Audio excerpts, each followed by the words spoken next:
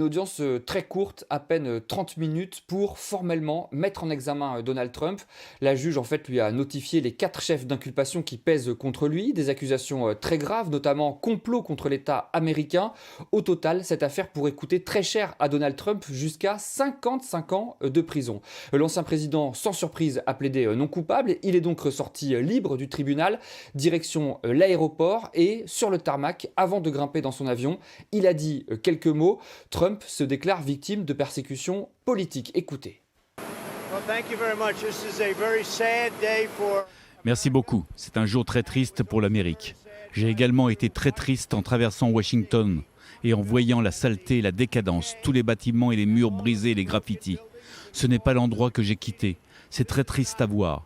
Quand on regarde ce qui se passe, il s'agit d'une persécution d'un opposant politique. Cela n'aurait jamais dû se produire en Amérique. Il s'agit de la persécution de la personne qui est en tête des primaires républicaines avec un nombre très, très important de voix qui devance Biden, de beaucoup. Si vous ne pouvez pas le battre, vous le persécutez ou vous le poursuivez. Nous ne pouvons pas laisser cela se produire en Amérique. Merci beaucoup.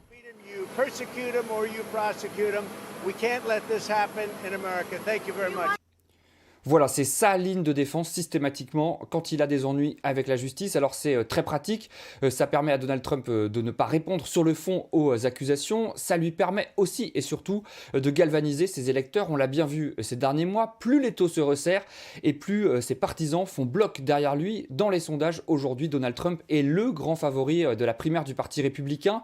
37 points d'avance sur son principal rival, le gouverneur de Floride, Ron DeSantis. C'est là tout le talent de Trump. Il a réussi à transformer ses déboires judiciaires en atouts politiques. De leur côté, les avocats de l'ancien président, eux, vont multiplier les recours pour retarder au maximum la date du procès et faire en sorte que Trump soit jugé après l'élection présidentielle de novembre 2024.